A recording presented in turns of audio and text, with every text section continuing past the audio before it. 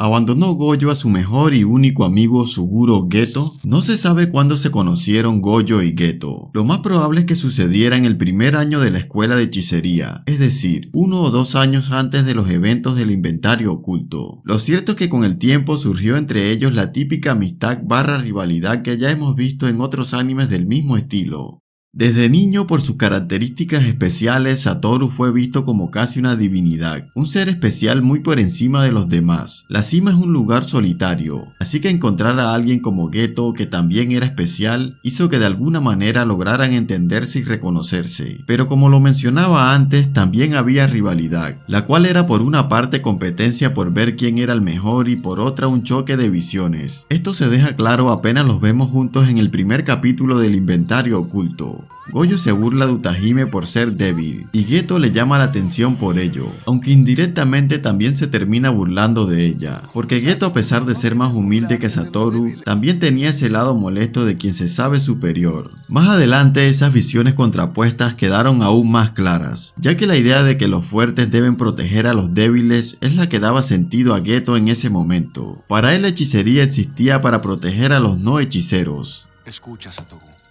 La brujería existe para proteger a los no hechiceros. Por el contrario, Gojo veía esa idea como un dolor de cabeza. En el manga, la escaramuza entre los dos ocurre en pleno salón de clases. En el anime cambiaron el salón por una cancha de baloncesto donde ambos disputan el balón, un cambio que evidentemente se hizo para acentuar aún más la rivalidad. A pesar de ese choque que seguramente habían tenido antes, Gojo y Geto hacían un excelente equipo. Por eso se les asigna la misión de proteger al próximo contenedor del maestro Tengen, un ermitaño cuyo poder es esencial para mantener el mundo de la hechicería tal y como lo conocemos. Apenas inicia la misión nos damos cuenta de algo. Geto era lo que de alguna manera mantenía a Gojo a raya.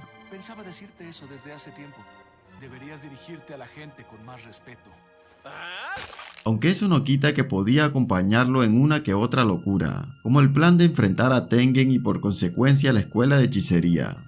Los enemigos de turno son las organizaciones expertos en maldiciones Q, un grupo de hechiceros que desean que Tengen se descontrole para destronarlo del mundo mágico, y la secta Asociación de las Vasijas del Tiempo, un grupo que venera la pureza de Tengen y no quiere que se mezcle. Los integrantes de la secta son humanos corrientes, es decir, no tienen poderes. Los expertos de maldiciones sí los tienen, y son ellos los primeros que Gojo y Geto se cruzan. El dúo demuestra por qué fueron elegidos. Sin problemas derrotan a los hechiceros expertos en maldiciones. Digo, por si alguien se preguntaba por qué eligieron a 2 estudiantes y no hechiceros con experiencia, aunque quien los eligió fue Tengen, por lo que puede haber otras razones más allá del poder. El siguiente enemigo es la secta de las Vasijas del Tiempo, a priori un rival aún más débil, pero que contaba con un arma secreta, un as bajo la manga llamado Zenin Toji, un hombre pero no común. Toji representa todo lo contrario que Geto y Gojo, ya que él no es un bendecido y además es un antisistema. Ya veremos más adelante cómo Toji de cierta manera termina contagiando su visión al dúo.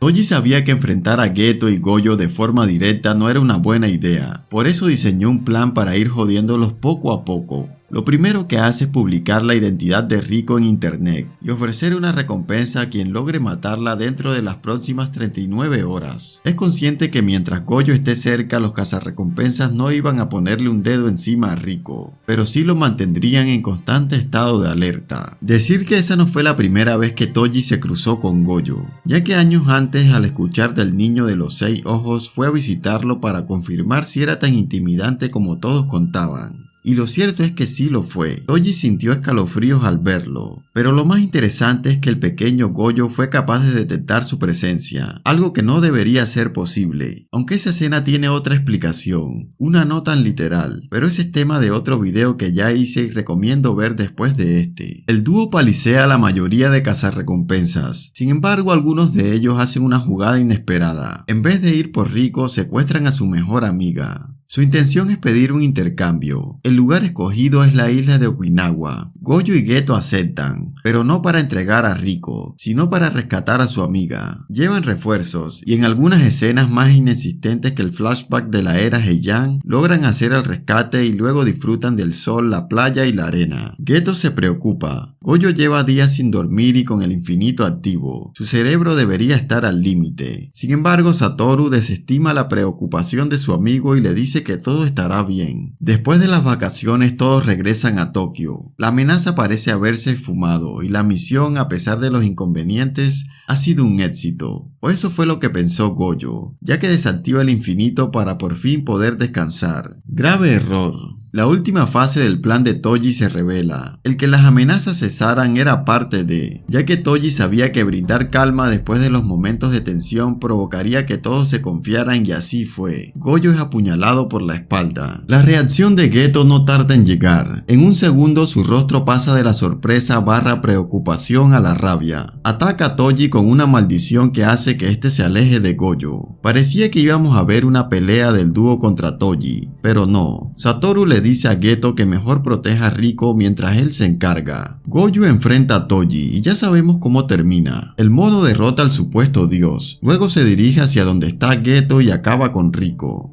Suguro sabe que si Toji está frente a él es porque Gojo ha muerto. Sin embargo, no puede evitar preguntar. La confirmación llega y con ella la ira. Hace su mejor esfuerzo, pero Toji es demasiado para él. Al igual que Gojo y Riko, Suguro es derrotado. 3 bendecidos del mundo de la hechicería sucumben ante un mono. Pero el sabor a victoria le duró poco a Toji, porque Gojo vuelve de entre los muertos y lo mata de un púrpura. Esa fue su derrota física, pero no ideológica, porque como les mencioné antes, tanto Gojo como Geto se contagian de la rebeldía de Toji. Gojo se vuelve un reformista del sistema, es decir, un aburrido socialdemócrata. Suguro un radical, un jodido nazi.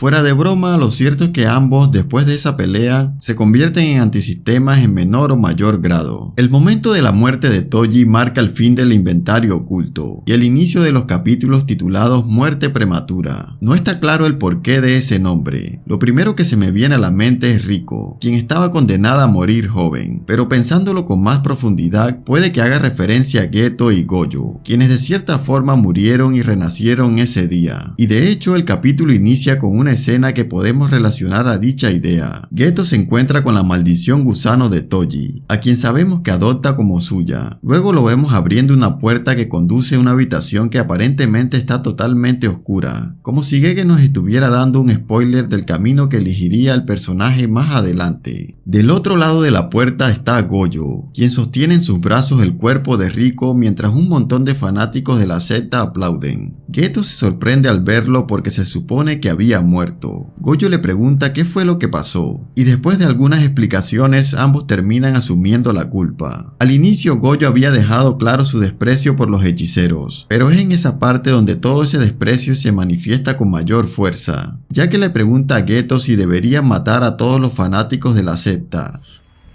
Suguro, ¿quieres que los mate? En estos momentos no creo sentir nada si lo hago. Un momento importantísimo porque Gojo prácticamente pone su destino y el del mundo de la hechicería en manos de su amigo. Solo imaginen todo lo que hubiera cambiado si Suguro hubiese apoyado la idea de Satoru en ese momento. Pero no fue así, porque aunque ya estaba corrupto, y lo de corrupto no lo digo por el simbolismo de entrar a la habitación oscura, sino por la forma en que lo justifica, apelando al sentido, pero no de la misma manera en que lo había hecho antes. No tiene sentido. Son unos monos. Solo son creyentes comunes y corrientes. No sé ustedes, pero desde el inicio del arco hasta el punto que les acabo de narrar, siempre vi más apoyo de Geto a Gojo que viceversa, como en esas relaciones donde hay uno que quiere más. Un año después Geto y Gojo se vuelven a reunir, pero algo es distinto. Gojo ha dominado el infinito al siguiente nivel. Ahora está en un escalón totalmente distinto. Geto entiende que su amigo es el más fuerte. Ya no se siente con la confianza para compartir el título con él. Satoru nota que algo le pasa a Geto. Su rostro luce cansado y ha bajado de peso. Suguro le dice que es por el estrés. Y Gojo, incapaz de comprender o intentar indagar en lo que verdaderamente sentía su amigo, le compra la respuesta sin más. Ya sabemos lo que sucede con Geto después de eso. El tipo desciende más y más hacia la oscuridad hasta encontrar un nuevo sentido. Llegados a este punto vuelve la pregunta del inicio. ¿Abandonó Gojo a Geto? Yo creo que de cierta forma sí lo hizo. Gojo se concentró en la búsqueda del poder y eso lo separó de sus amigos. ahora no necesitaba ayuda en las misiones, y por ende esa complicidad que mostró al luchar junto a Geto se perdió, y al no estar cerca no fue capaz de percatarse por lo que estaba pasando. Suguro estuvo para salvar a Gojo de caer al abismo, pero no al contrario. Tiempo después, a oídos de Gojo llega la noticia de que Suguro Geto ha cometido una masacre y ahora es un criminal buscado por los hechiceros. Gojo no lo puede creer. El Geto que conocía no podía haber hecho algo como eso. El problema era que ese Geto había dejado de existir. Gojo se vuelve a encontrar con Geto, con el nuevo Geto. Le exige una explicación, a lo que Suguro le responde que no hay nada que explicar. Es tan simple como le ha contado el maestro Yaga y Shoko. La meta es lograr un mundo donde los hechiceros sean lo más importante, no los humanos corrientes. Por eso ni siquiera dudó en matar a sus padres. Gojo le responde que es una meta absurda que probablemente sea imposible de lograr. Como se notó antes cuando se dio cuenta que Gojo había ascendido al siguiente nivel, la frustración de Geto de nuevo queda de manifiesto. Le dice a Satoru que para él seguramente ese sueño absurdo sí sería posible. Luego suelta la famosa frase épica después convertida en meme. ¿Eres el más fuerte porque eres Gojo Satoru? ¿O eres Satoru Gojo porque eres el más fuerte? ¿Eres el más fuerte solo porque eres Satoru Gojo? ¿O eres Satoru Gojo porque eres el más fuerte?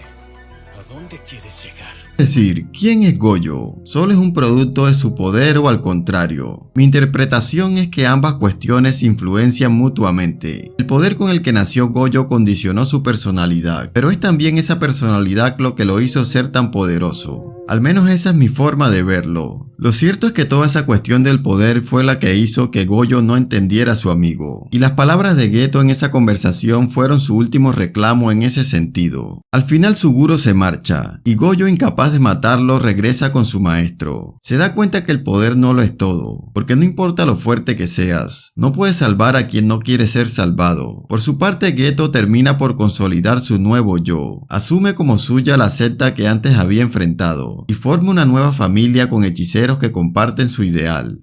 10 años después, Gojo se vuelve a cruzar con Geto. Geto había avanzado mucho en cumplir su sueño retorcido, pero siguió teniendo un problema: Satoru Gojo. No importa cuántas maldiciones y usuarios de maldiciones reuniera, no había manera de matar a Gojo. Algo inusual sucede, un golpe de suerte, un hechicero genio y una super maldición de grado especial aparecen. Geto, al enterarse, planea utilizarlos para poder quitar a Gojo de su camino. Va a la escuela e intenta convencer a Yuta. Sin embargo, este pronto se da cuenta que las locuras de Suguro no van con él. Gojo llega para salvar a sus alumnos, y para ser la primera vez que interactuaban en 10 años, la verdad es que la conversación entre Gojo y Geto es bastante intrascendente. Suguro simplemente declara la guerra y se va. El día llega, el desfile nocturno de maldiciones está en pleno desarrollo. Geto logra aislar a Yuta y tener una pelea con él. Pelea que pierde, pero no es Okotsu el encargado de darle la estocada final. El encargado es Gojo, quien intercepta a Geto antes de que éste pudiera escapar. La última conversación que tienen deja clara la evolución de ambos personajes. Un Geto totalmente entregado a su objetivo, pero aún conservando cierta humanidad. Por eso la preocupación por su nueva familia y la consideración con los hechiceros de la escuela, aunque fueran sus enemigos. Gojo, que esta vez sí pudo leer a Geto, lo sabía. Por eso mandó a sus alumnos a luchar. Además, ese gesto también plasma el cambio que se había anunciado en el final del arco del pasado. Este Gojo no estaba solo, al menos eso nos hizo creer. Geto le dice a Gojo que al menos lo maldiga antes de matarlo. Y con esas palabras, un 24 de diciembre, Suguro Geto, el único amigo de Gojo, muere. En lo que sigue, Geto no es mencionado demasiado, pero sí podemos ver su cuerpo siendo manipulado por Kenjaku. En todos esos capítulos nunca se encuentra con Gojo, no hasta el incidente de Shibuya, donde se hace la revelación de que Suguro sigue muerto, y el que vemos es un impostor. Satoru, al verlo, queda en shock y gracias a eso es atrapado por la prisión confinadora. Aunque todo fue obra de Kenjaku, vemos como Geto también se hace presente. Esa reacción generó muchas teorías, porque muchos pensamos que el personaje de alguna forma regresaría y tendría redención. No fue así, ya que el mismo Gege dijo que eso solo fue la memoria muscular de Geto actuando. Para tener otra interacción entre ambos personajes hay que volver al 24 de diciembre, pero no del año en que murió Geto, sino el día en que muere Gojo. En ese limbo o más allá que representa el aeropuerto, vemos a Gojo reencontrarse con sus amigos fallecidos. Geto es quien los recibe y ante él Gojo por fin expresa su verdadero sentir. Satoru había cambiado debido a la transformación de su amigo. Empezó a ser más abierto y entrenó a personas con las cuales compartir el peso que implica ser el más fuerte. Todos son muy talentosos, en especial Hakari de tercero y Yokotsu de segundo. Serán hechiceros de mi calibre. Yuji también estaba a su altura. Sin embargo, siguió sintiéndose solo, porque esa barrera que lo había separado de Geto no se fue. Siguió ahí para seguir manteniéndolo lejos de los demás, aunque en apariencias no parecía ser así. Suguro al escucharlo se alegra, pero no puede evitar sentir celos. Sí, esto es un bromance camuflado. Gojo le responde que más contento lo hubiera puesto que él estuviera apoyándolo antes de ir a pelear con Sukuna. Ya al final de la conversación vemos a Gojo y Geto sonriendo. Es la despedida, la última vez que vimos al dúo de los más fuertes juntos. Así culmina la historia entre los dos amigos. Comenten qué les pareció. ¿Creen que Gojo realmente abandonó a Geto? ¿Las cosas pudieron ser distintas o por el contrario no había forma de remediarlo? No se olviden de compartir, dar me gusta y suscribirse para más contenido de Jujutsu Kaisen entre otros animes. Saludos y hasta la próxima.